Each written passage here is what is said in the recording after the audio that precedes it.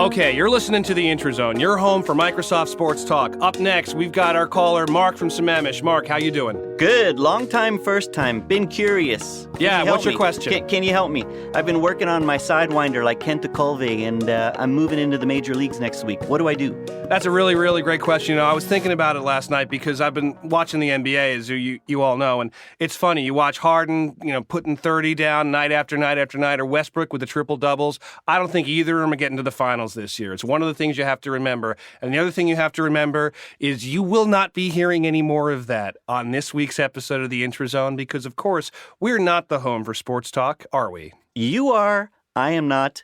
We collectively are not. Let's cue the music.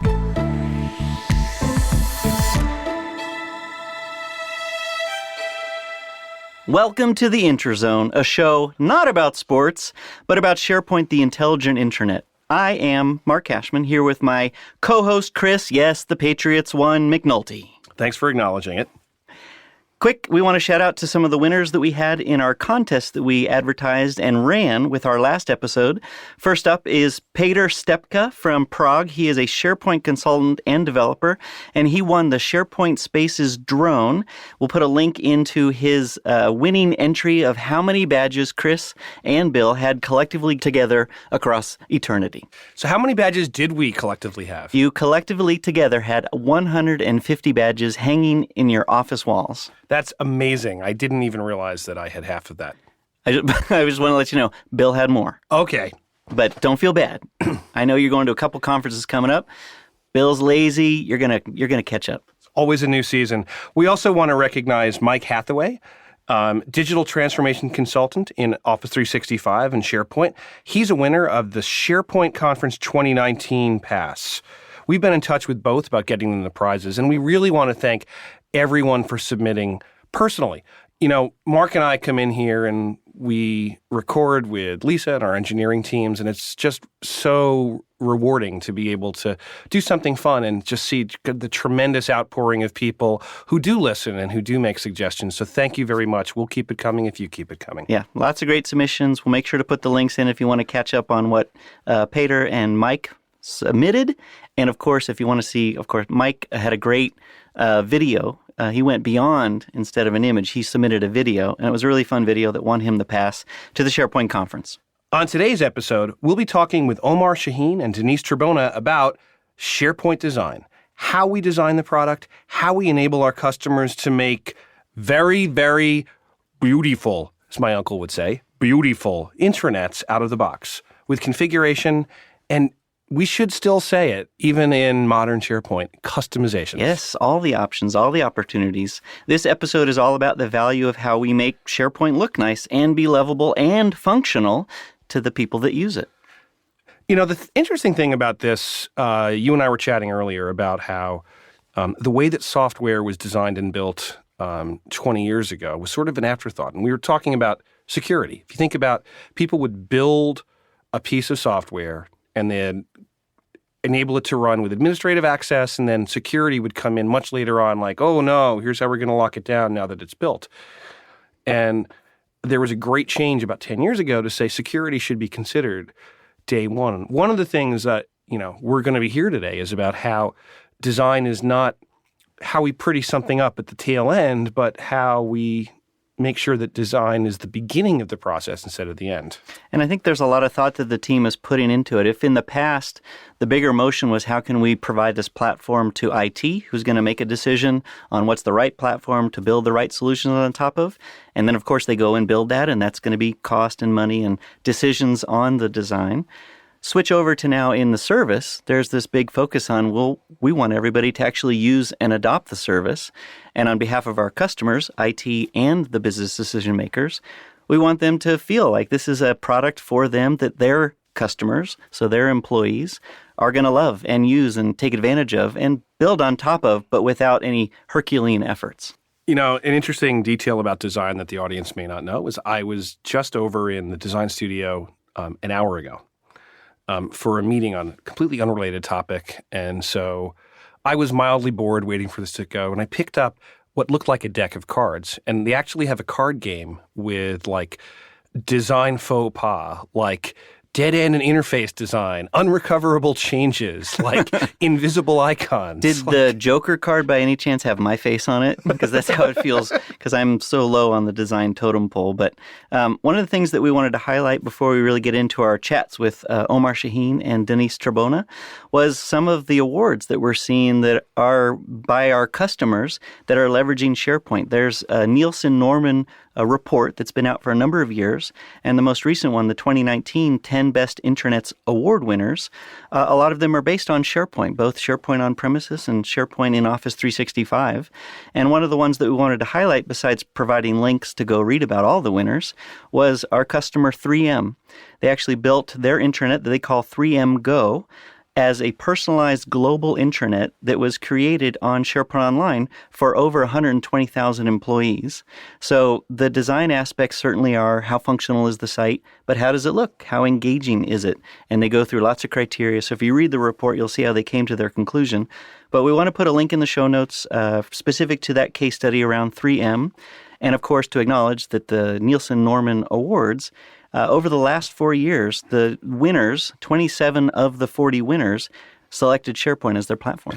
What's interesting about that is SharePoint we know is popular, but it's refreshing to be able to engage with a neutral organization who comes in and validates that not only is it popular, but it can be made exceptional in many of these organizations.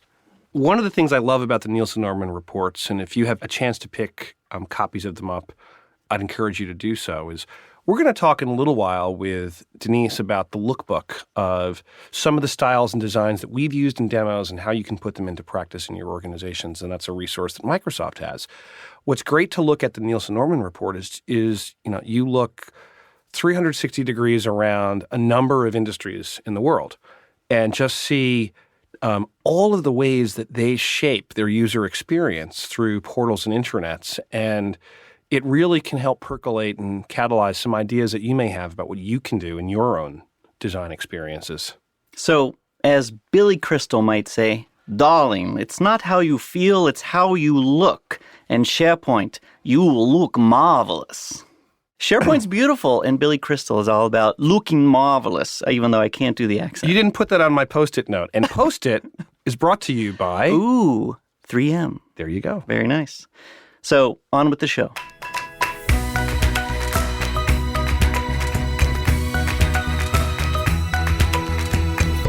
So today on the IntraZone, Mark and I are chatting with Omar Shahine. Omar is the partner director and program manager across SharePoint and OneDrive. So welcome to the IntraZone. Thanks for having me. So I'd love to take our audience through a little bit of a journey. Could you talk a little bit about how you came to be at Microsoft in the first place? Sure. Well, it's a long story, so I'll tell you the short version. I was in college studying biology with a hobby around computers, and I was a big Mac person. I sort of grew up as an Apple fanboy. And my journey towards medical school ended abruptly at the end of college when I graduated. Medical school? I did not make it into medical school for good reason. I was really passionate about computing, but I didn't know anything about the computer industry other than the Macs that I love to use. But I was a big, sort of back then, I'd say a blogger. I had a website for a product at Microsoft called Outlook Express for the Mac. And I was a huge fan of that product, and I got to know people on the team. And Apple used to have this big trade show once a year. It was Macworld Boston and then Macworld New York. And so I went for the first time to Macworld New York and met folks from the Microsoft product team and got to know them. And they offered me an internship the sort of fall after I graduated. And I went out to sunny San Francisco, lived in Silicon Valley for that fall, and was a tester on the Mac Outlook Express team and sort of fell in love with Microsoft and fell in love with the program management discipline, which I learned about when I was there. And so they made me an offer. I moved out in January 1999, and that's when I started my career in the program management discipline at Microsoft. I worked on Outlook Express, other apps in Mac Office, as well as then Hotmail. Spent 5 years working on Hotmail. And then moved up to the beautiful Seattle area in 2009. And that's when I sort of started on my journey to where I am today. If you came in as, let's say, a second-class citizen because you were a Mac user at the time when you came in, not you, but how we kind of looked at Mac users from a Microsoft perspective, we usually delivered next to them or after we did something. How has that changed? When you not only were a fan from the outside, but became, a fan from the inside, then working on the product, how did it evolve where we thought about people with Macs, iPods, iPads? Yeah, it's really interesting working at Microsoft and working on the Macintosh back then. One of my big draws to Microsoft was the fact that outside of Apple, the company, Microsoft had the largest number of developers working on Mac software in the industry. I think Adobe was maybe equivalent or maybe a little bit smaller. So I knew I'd be part of a community inside Microsoft building software for the Mac. But you're right, Mac Office and the approach Microsoft had at the time to the Macintosh was more of an after the fact, was not part of the mainline strategy. That's changed a lot over the last 2 decades that I've been at Microsoft. And it's been interesting to see how important just meeting customers where they are. And, there's been a lot of change in computing with Android and Windows and Apple, macOS, and iOS over the years. And so it's great to be in a place today where we don't think about the device and operating system as much as the capability and the sort of customer need. And so it's nice to be here today when the Mac is a big part of what we do. You've seen in our hallways at work and our demos and our events, a lot of people using iOS devices, Android devices, and Macs and switching and moving between them. And part of what we do with our software in OneDrive and SharePoint is make it possible to use a device and then use another device and replace the device and just kind of move fluidly between all these things, which I think is awesome. You help contribute and shape a lot of guides across the product team explaining what is program management, what is the role of the PM, and so forth. And you mentioned it before. Our audience is not familiar with that term. So could you maybe describe in 3 words or less? I'll give you a few more. What is program management? Well, someone else described it to me as delivering the right product at the right time for the customer. And I think that's probably the shortest, figuring out how to do that. I mean, it's a very unique role in Microsoft in that you're a part of the engineering team. There are many other companies that have roles that sound like program manager, product manager, and they kind of have this spectrum of responsibilities and spectrum of jobs. But Microsoft has had a very defined program management role for a long time. And I think, I kind of describe it to people who are not in the tech industry as you're kind of like an architect and a contractor. Part of your job is to talk to the client and understand what they want you to build them. But you kind of have to sit down and plan out everything about the structure that you're building, including the rooms, the number of garages, number of bathrooms, the plumbing, the electricity, all the sort of stuff that goes into making a structure. And then you wear this other hat, which is you help build the product, but you don't actually build it yourself. A contractor doesn't actually build a house. He hires subcontractors. He knows who the right people are. He has relationships. And so I think program management has aspects of both of those jobs in sort of the building industry. But it's changed a lot in the last 4 years. I think since Satya has stepped into his role and redefined the culture of the company, we've gone from sort of trying to invent the right product by thinking really hard and doing a lot of usability testing and maybe just on paper defining the product and then giving it to customers. We've shifted to more hypothesis-driven, data-informed experimentation. We still spend a lot of time talking to and listening to customers, but we really want to validate what we're building along the way so that when we actually finish, that product is more complete and more capable and more ready to meet customer needs.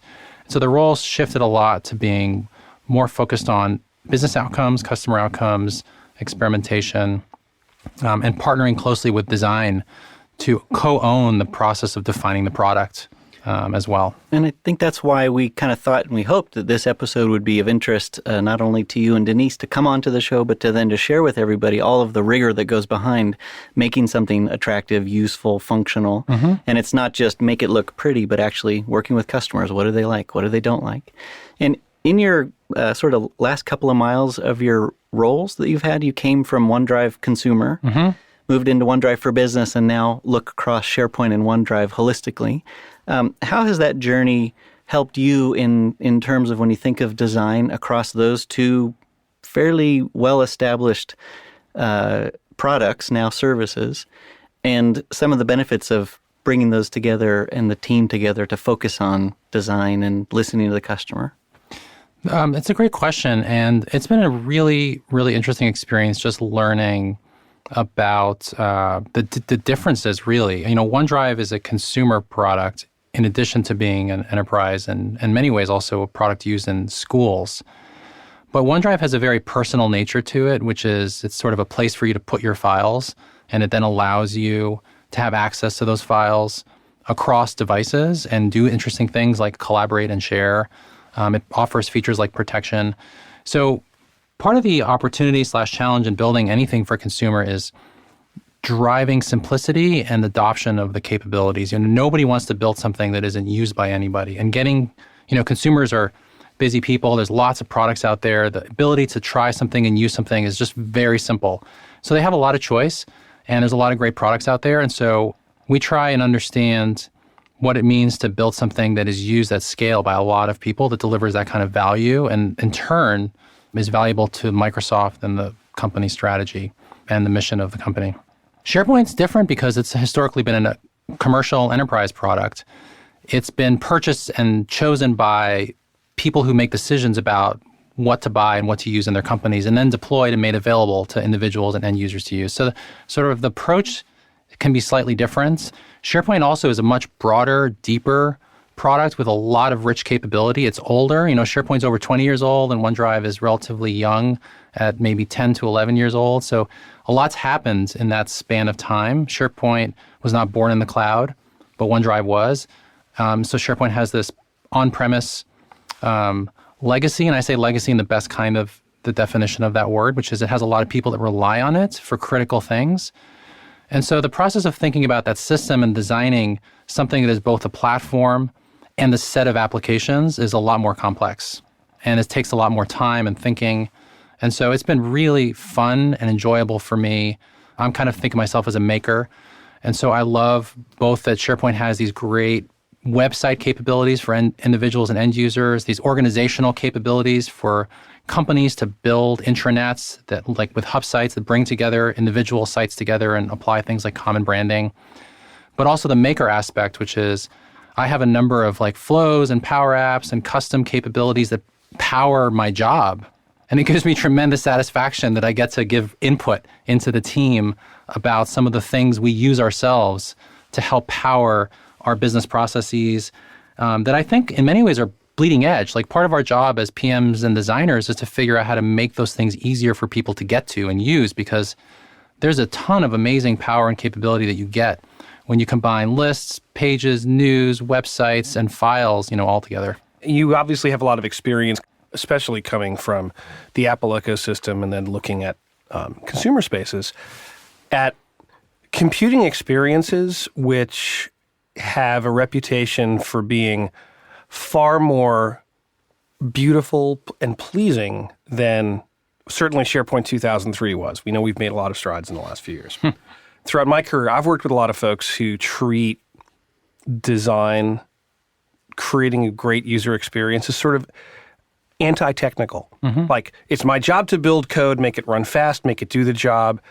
Making it pretty is not part of technology, and I think that may have shifted. Like, how do you see design and aesthetics being evolving as part of our mission? That's a really good question. And having been in the Apple ecosystem and world for a long time, one of the things Steve Jobs credited for is having great taste.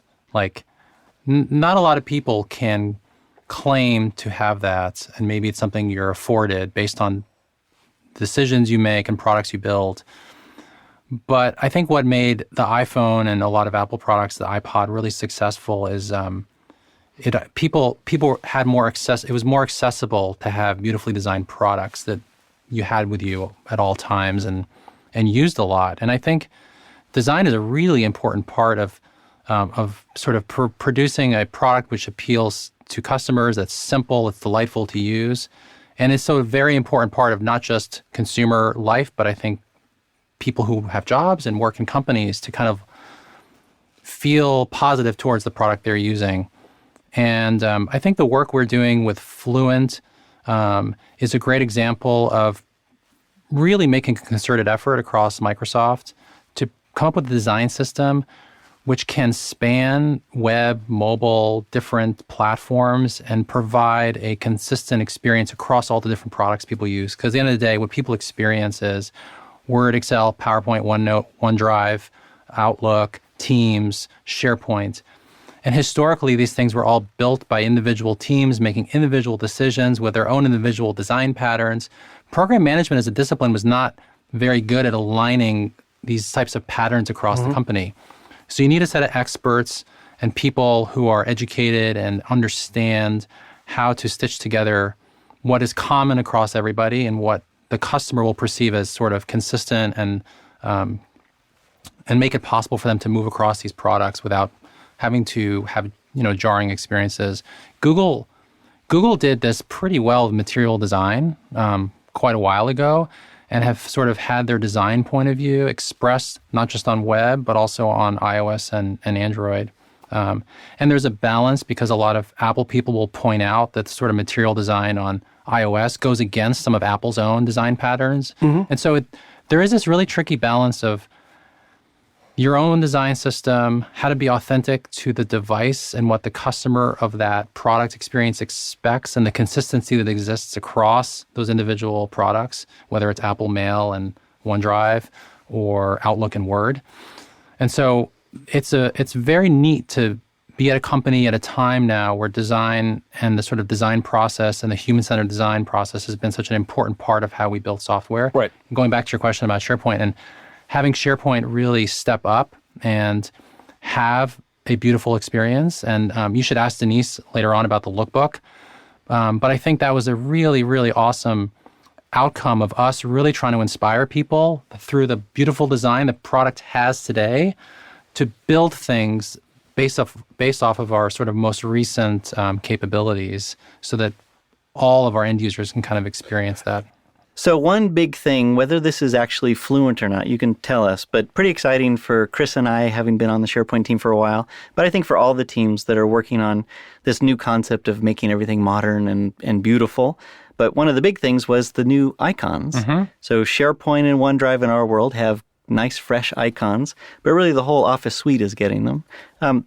How involved were you with that, and what did that look like before they were announced? Well, I was actually not very involved. I've been very involved over the last couple of years with the OneDrive icon because that's changed at least 3 times, including the name, while I worked on the product. And so I was happy not to be involved because it's a very opinionated process, and it's better to have a small number of opinions that you trust to make these decisions. And I think our design team and leaders, John Friedman, Ken Fry, and others, did a great job coming up with these. We did have a period of time where we got to see something and provide input. And so I was terrified the first time I saw them. And there was a bunch of issues because, you look at an icon and it has to fit in so many different constraints. There's iPhone apps, there's system tray icons, there's warnings and alerts. And, you don't realize changing an icon is a massive engineering undertaking once you decide on what it is. But the design of the icon has to accommodate these things. So I was actually it was interesting being in the meeting when they were unveiled because there was gasps and, really enthusiasm and happiness and sadness. And I was generally, I can imagine. I was pretty enthusiastic. I really liked them. But you, of course, got a hold of some stickers early on, and you started posting them on the back of your iPad and pictures in Twitter. And then you said live on Twitter, hey, if you want one, just let me know. Yep. How did that turn out for you? I made these stickers. I used this great company called Sticker Mule. And so I got some assets and I uploaded them myself and I paid for them and had them shipped and started making pictures, and people were really interested in the new stickers. So I figured, no harm in mailing out a couple stickers. So I've made a form and just replied to a couple of people and was thinking, 100 people max will sign up for this and then I'll shut it down. And while I was sleeping and woke up the next morning, I had over 350 people having filled out the survey. And I looked in my Twitter feed, it was getting retweeted. But I got those envelopes printed. I had some help from someone in the office. We basically licked 350 envelopes, figured out international postage, and sent them out. And it's been, Jeff has this, there's this famous quote from Paul Graham called "Do things that don't scale." And we try and embody that in our team by having folks kind of do something to get some intense learning or empathy or appreciation for something. And for me, this was one of those things where, boy, I can't be in the business of like mailing stickers anymore. I have other things I really have to do. But spending a weekend doing that and then seeing my Twitter feed fill up starting on Christmas up until today with like so many happy people posting the pictures of their laptops, of their stickers, like it's just so heartwarming to see how much the community just loves these stickers. I like to think of you as the gift that had to keep on licking. So today's session is mostly about design. And so, as we're wrapping up, I want to ask you a little bit about one of the core tenets in design-led thinking is inspiration is important. Where do you go for inspiration? Take that any way you like, but I'm just curious. Where do I go for inspiration? Well, one thing that I do, it's been a long time hobby of mine since I was in the 4th grade, is taking pictures, photography. I've always had this technology love for cameras and sort of going to a dark room and sort of producing a picture of something you captured, on a camera, and the sort of process of doing that, to today with, digital photography. And so over the last couple of years, I've had the fortune of kind of going on some pretty incredible photo workshops with some of my coworkers and just going out in the world. And we went recently to Myanmar, which is an amazing country, and Vietnam. We've been to Iceland, and Peggy's Cove, Nova Scotia. It's just great to be out there. The world is an amazing place, and it's very easy to get trapped in your zip code and sort of see the world the way that you live. But to kind of get out there and just photograph still pictures of what it's like out in the world. There's some amazing landscape photography and people out there. So for me, I'd say like the week or two a year that I get to do that helps me really connect when I return and also just kind of appreciate what's out there. Well, I've seen some of the outcome of some of your trips. It's really beautiful. The one that I remember was the arch with the sunset. Yeah. We love that you came on the show to talk about design. We will certainly ask Denise about the lookbook and a couple other things we've got planned. Keep up everything that you're doing for program management. It's really fabulous stuff. Thank you so much. And hope you have a few minutes to stick around for FAQ with us later on in the show. Thanks Absolutely, again. Yeah. Thank you.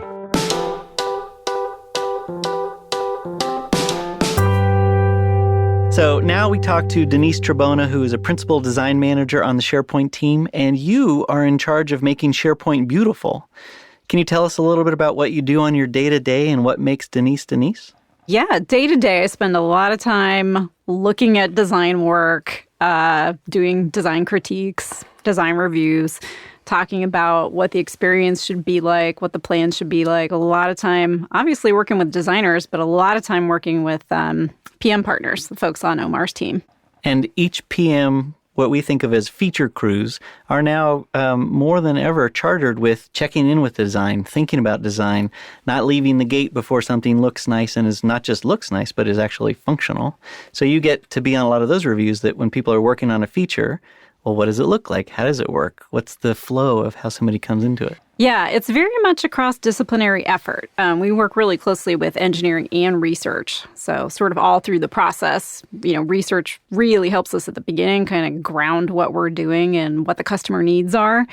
And then as we move along through the process, they kind of help us keep the quality bar high all the way to the end. And then, the engineering team is there with tons of feedback about what's possible, what's feasible, how can we do it best. It's a really great partnership, having all the disciplines work together. One thing that's been around this community for a while is please make this not look like SharePoint, which I haven't heard since Monday, full disclosure. Hey!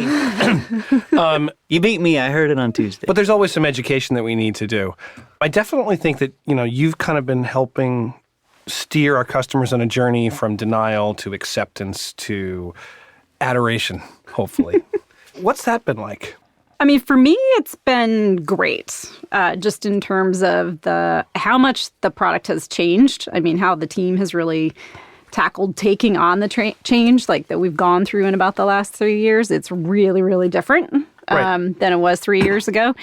I think the team's done a fantastic job making things kind of not look like SharePoint. But how do you feel it's gone? I mean, if you think about everything that we've been doing in the cloud, one of the things from the top on down that, Jeff has said many times, we empowered almost too much creativity in the on-premises product, And a lot of people basically could shoot themselves in the foot because we gave them plenty of tools to do that.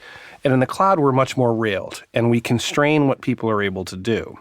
Do you feel that that constraint has limited the things that you'd like to see us do from a design perspective, or is it freeing in some ways? I think it allows people to focus their creativity on the right things, like sort of on the right places in the product. Could you explain how? Well, we've made the sort of the branding and theming systems in particular are much more on rails, as you talked about. And that's actually one of the things we heard from customers that they wanted in terms of, corporate communications teams and IT. That's not where they really want people spending their time. And they like to have control over kind of the look and feel of their organization in the product. And so, we've enabled that. It's all very admin controlled in terms of that part of the look and feel, and really try to enable people to spend their time on content creativity, right? Spending their time on what's the actual, content that they're creating that's valuable, whether that's like I'm sitting here, typing and writing something on the page, or whether that's I'm actually a developer making a web part, right? Like that's where the value, I think, comes in. I think that's great. One of the things I recently saw somebody on Twitter say, we just released some announcements around some page improvements. So more things they can control with the header, the footer, and everything inside the page. And the comment was, it's great that they give us more and more that we can do to make it look like how we want it to look like.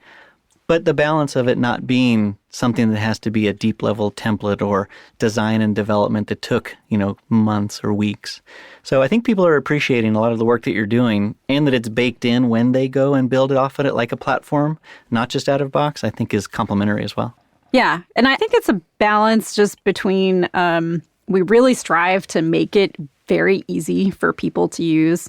We often talk about, consumer level quality in terms of ease of use, and still really highly capable and functional enterprise content. It has a lot of density to it. It has a lot more functionality to it. And so it can be a lot harder for people to deal with. There's a lot more complexity. And so keeping it that level of consumer level quality of simplicity and efficiency is one of the things that we think about all the time. But how do you feel now when we start to make motions to do site designs, site scripts that have elements of theming, logos, and more around the page structure, layout, and whatnot? When we start to move up the stack of giving people even more configuration and customization control, does that get scary for you as a designer? Like, what are they going to do with it? Or is it, we designed it so you can do that? It's more, we designed it so you can do that. I mean, we hope we're providing a lot of great capabilities out of the box that would get lots of people maybe where they need to be, where they don't have to do too much extra. And we also look at all the out-of-the-box, capabilities in terms of theming as great examples of what you can accomplish. And then we know, SharePoint's a platform, right? So we know for some customers, they're going to want to take advantage of that, need to take advantage of that, and and build on top of it and go do, custom theming, et cetera. And we just try to provide great guidance for people so that when they do that, they can keep their themes accessible.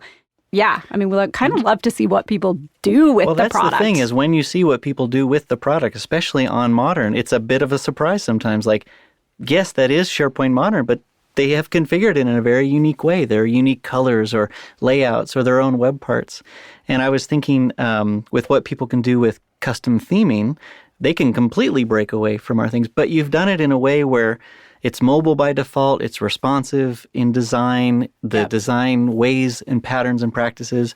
There are rules, but there's a lot of options. Yep. That's the goal, is hopefully give people enough of the flexibility and the power that they want, but also make it easy for them to get on about their business. So they don't have to think about those things. Get on about your business. That's our new tagline for SharePoint. I want to actually be a little reflexive and a little recursive and talk about design. Because at one point last year, this little thing came through our inboxes with a link to something called the SharePoint Lookbook. And the idea that let's take some of these concepts and put them on paper. And I think that whole SharePoint Lookbook, which was originally began with, I think, Katie Swanson on your team? Yeah, she's been the designer working on it. And it's really gone from being, originally a printed representation of things that you could do with SharePoint to something that's much more dynamic. Could you kind of take our audience through what the entire lookbook initiative has been, what you can get from it? The lookbook itself has a pretty interesting history that I really like just because it kind of shows the power of the community and the power of multiple people, throwing their ideas in the pot. And so we worked really hard on a bunch of great looking sites to show customers what could be done for Ignite last year. And I actually had a customer come up to me after the presentation and say, I'm pulling 50 of my content managers from around the globe together next week to talk about moving to a modern intranet on SharePoint. Could I have I know, I'm so excited. Yep. Could I have that? Could I have all those sites as a handy guide? And I was like, well, that's a great idea. I'm not sure I can have it by next week, but that's an awesome idea. Yeah. And it was really a customer saying hey, I could use that as a reference and as a guide. And the lookbook project kind of took off from there. And it's something that Omar had been asking quite a bit about, actually, too. And so we did take those, sites we had made for Ignite and really start to provide kind of a very, nice glossy look at them and also a little bit of a guide to how we made them. What are the web parts that were used and how were those web parts configured? And we sort of just rolled from there. And so we've got a printed version of the lookbook, but we've also got the lookbook online. We've got it in a PDF format, so you could kind of print it out yourself. And we're looking at future plans as well for next rounds of iterations. I love the fact that we govern it by the same incremental development rules that we use for the software in the product.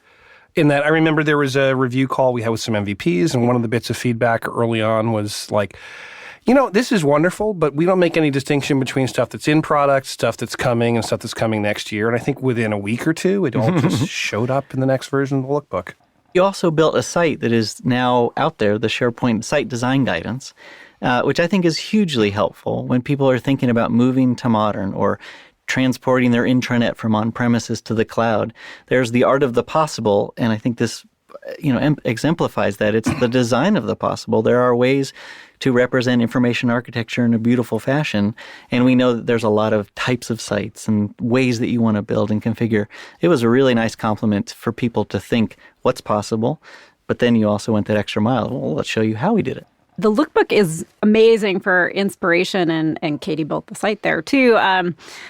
Designed that site, and we built it with one of the people on the team. But the SharePoint Design Guidance site, we really felt like we needed to pull together a lot of disparate sources potentially, providing some guidance that wasn't there before, and also make sure we were addressing all of our audience's needs from a design standpoint. So whether you were someone who was trying to build a web part and you really needed to understand, well, what are the controls and patterns and things that fabric controls I should be getting to for my web part, and how do I make it look like the rest of the parts in SharePoint? I want it to match.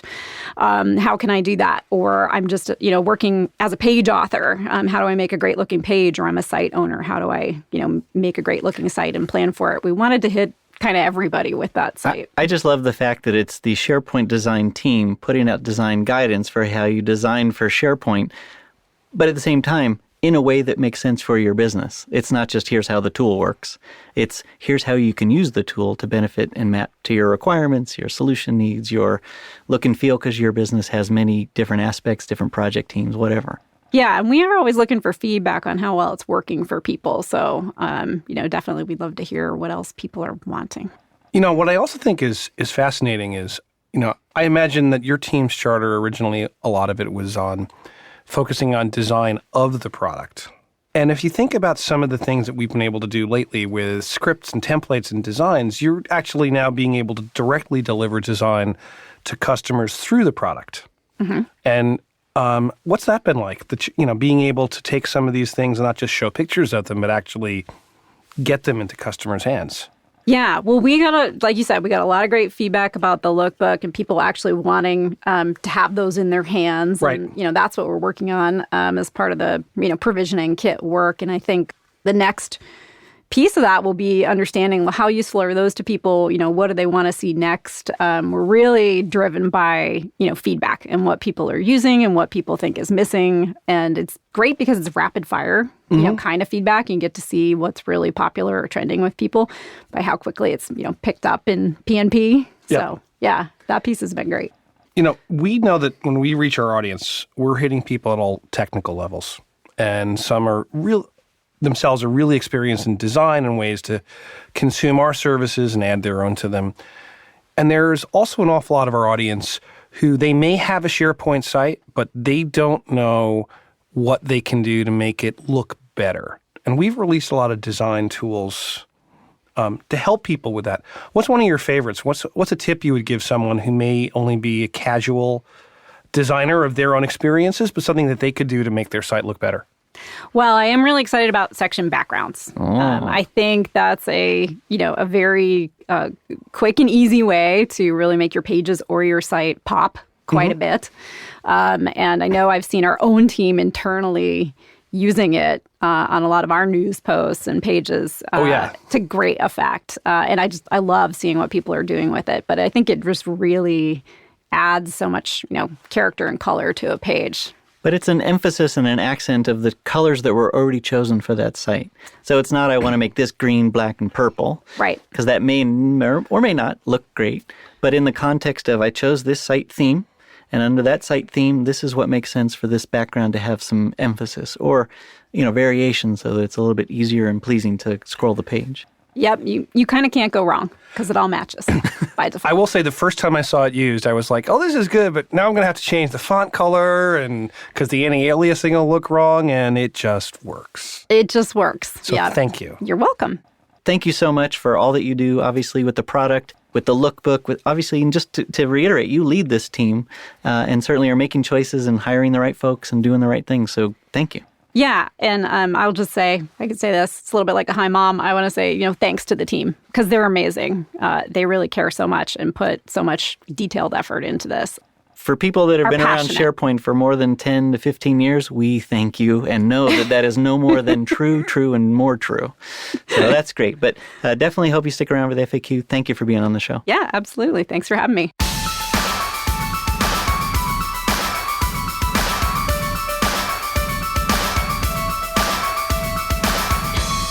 Up next, we turn to our FAQ section for frequently asked questions. So we've asked our guests to stay around today so we can interview them about questions that they've heard from you, our listeners, and out there in the community, and how they've responded.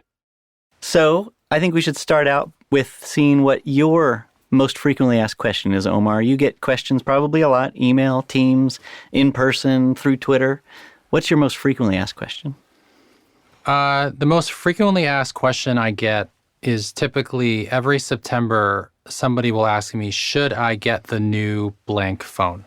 My answer, it's a complicated answer because it depends is usually the answer. I have to kind of understand what kind of person you are. For me, the answer is always yes. And for a lot of people who ask me that question, I just say, yeah, why wouldn't you? If you have the money, you should have the latest gadget. That's a year of innovation.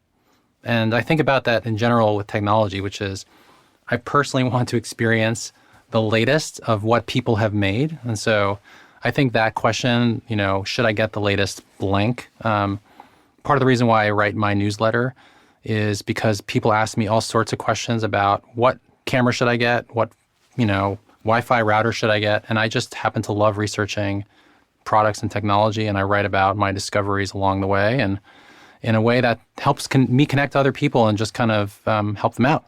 I think I'm hedging my bets here. If you recommend people to go for the latest and greatest, should I stick with SharePoint Classic or should I go modern? I'm modern 100%. Absolutely. Nice. Chris, what's your FAQ? It's interesting. I was in Texas earlier this week at a conference, and I had 3 or 4 questions about modern. Not all of them flattering. We'll own it. And one was an interesting one about why is there so much white space? You all are wasting space in this that we could fill up with lots of extra buttons, which is a great question. But I kind of brought them back to one of the many things that we're doing in Modern is around responsive design and being able to let the screen be adaptive, as well as being able to obviously take advantage of things like accessibility and Section 508 capabilities around that. But really understanding how the human brain works, it is important to have those white spaces. It's important to have those caesuras around the pauses around information to be able to put the right emphasis on it.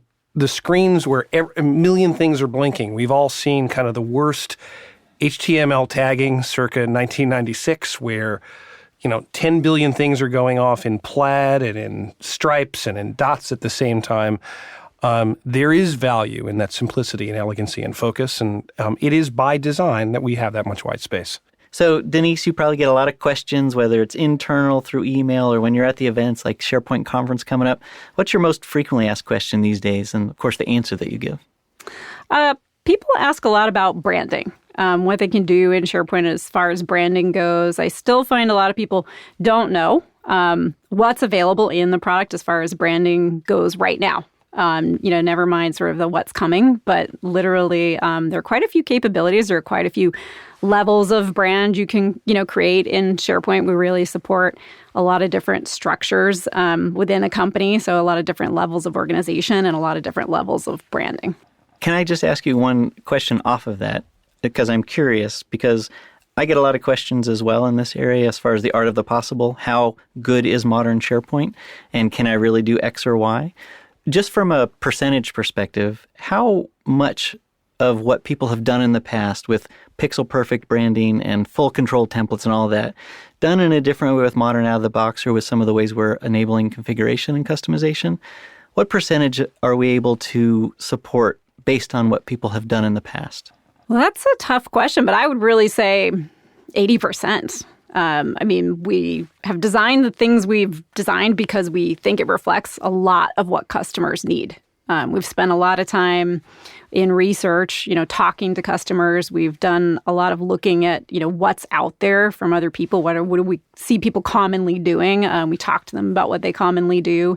And then the experiences we design and the branding features we design, we really try to, make sure we're covering a majority case with those. So I think we're doing pretty well. Excellent. Well, thank you for your frequently asked question and, of course, your answer to your just asked question, the one that I followed up with. Absolutely. So, Chris, you might be dying to ask me, what's my most frequently asked question? I am dying to ask you. Mark, what's your most frequently asked question? My most frequently asked question that I've been getting is kind of the apples to apples between classic and modern. It's not always design because they're asking more, does this feature exist in the cloud? Or, I see it in the cloud. Is it coming to on-premises? And so it's that struggle of what was SharePoint, what is it now, and where is it going?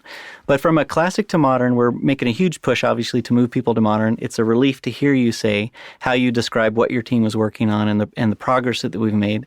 But most common answer I give them is, take a look. If you haven't looked recently, the art of the possible is different than what you thought even just a couple weeks ago. With the improvements to pages, the web parts, the sites themselves, how you can work with site designs during provisioning, after the fact. And, thinking of carrying forward a site template of the past is not how to think about it anymore, but how can I take my business and get done what needs to get done today and certainly represent it in a beautiful way? So it's hard to give a distinct answer, but it's more of you should make sure to review if the art of the possible is possible for what you're trying to accomplish. Not just move your old site template into online, but to redesign it and maybe even a chance to add some additional value. So it's a hard one for me to answer. I'm not a designer, and I don't want to do the full 350 feature matrix. But at the end of the day, I think we've made a huge amount of progress, design, feature, functionality, plus in the cloud, with certain gaps and stuff still on premises, and we try to be really clear about that. But that's what I've been getting most frequently. Thanks, Mark. Well, thanks, everyone. That was great. Now, let's stay tuned for our upcoming events.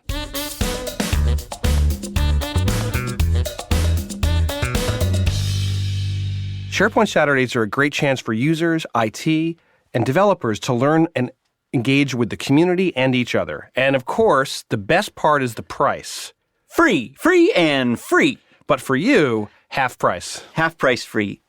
0 times free. So the next one up is Hyderabad in India. You can get more details coming up on March 9th at SPS Hyderabad or hashtag SPS Hyderabad. Yes, and then a little bit later, March 30th in Chevy Chase, Maryland, This is also known as SharePoint Saturday DC. We'll put the links in for the hashtag that you can follow, which is SPSDC. You can also, in case you didn't know, even if it's free, you can put this one on the Underhill bill. Chevy Chase reference. The Underhill bill. Well, if it's on the Underhill bill, I'll take a lobster thermidor and a steak sandwich, and of course, a steak sandwich. Also on March 30th in Omaha, Nebraska is another SharePoint Saturday, SPS Omaha, hashtag SPS Omaha 2019. You can go to the spsevents.org website to find out all about these and more. Make sure you tune in. Get there if you can. They are always, always worth going to. Coming up at the end of March in icy cold San Diego, California. We're saying that because we're coming from campus here in Northwest in February of 2019, and we've had about 1.5 feet of snow, which is a rarity here. So if you're from the 3/4 of the U.S. or other parts of the world that's tired of winter, that doesn't believe in Punxsutawney Phil and wants to get to someplace warm, please come see us. We're bringing about 15 people from campus down to the AIM conference to learn about content management and record retention and compliance. That is March 26th to 28th. Then the SharePoint Fest, Washington, D.C., April 29th through May 3rd, obviously has a focus of government. There's going to be lots of SharePoint and related technologies, but always at the event, they want to make sure that they're catering to the city that they're in. And of course, at Washington, D.C., they're going to have a lot of sessions around what's good for government, what's bad for government, and all things, certainly how SharePoint and Microsoft 365 support offerings that are specific to government. Government may shut down sometimes, but SharePoint keeps going. And the next place we're going is SharePoint Conference 2019, hashtag SPC19. That'll be May 21st to 23rd at the MGM Grand in Las Vegas. It's co-produced with Microsoft and the SharePoint Conference team. Over 100 speakers, hundreds of sessions, workshops, exhibitors, news and announcement from Jeff Teeper and the rest of the team in the keynote. And because we're talking all about design today, we want to put a little teaser. There might be a lot, let me say that a little bit louder, a lot of new teal SharePoint socks. One thing I think that you can all expect to see at SPC 19 this year, of course, the highlight of the week is going to be some sort of Intrazone event that we haven't decided on yet. We're going to be live with the Intrazone coming from Las Vegas during SPC. It'll be a chance for you, if you're there live or if you can't come, to help participate, hear questions and answers from the product team, from customers, from our partners, and more. So we hope you, like our MVPs, will be the most valuable podcast listener. And join us at the SharePoint Conference, sharepointconference.com. Register today. We'll see you there. Thank you to our guests, Omar Shahine and Denise Trabona from the SharePoint team. Check out our show page for links to all of what we discussed today and more. Go to aka.ms/theintrazone. We love hearing from our listeners, so please send your questions and feedback for the SharePoint teams, for Mark or for me. We'd also love it if you can fill out our Intrazone survey at aka.ms/Intrazone survey to give us a sense of what you'd like to hear next. You can always reach us with ideas and more via email, theintrazone@microsoft.com, or out on Twitter at SharePoint, at mcashman, and at cmcnulty2000. Remember to rate, review, and tell all your friends about the show. Subscribe wherever you get your podcasts. But remember, George Saunders' National Book Award winner, 10th of December, is really just a collection of short stories, much like what you hear on the air today. Thank you so much for listening. A special call out to all the designers out there that have made SharePoint beautiful today, tomorrow, and in the past. We're your hosts, Mark Cashman and Chris McNulty. This has been The Intrazone, a show about the SharePoint beautiful and intelligent intranet.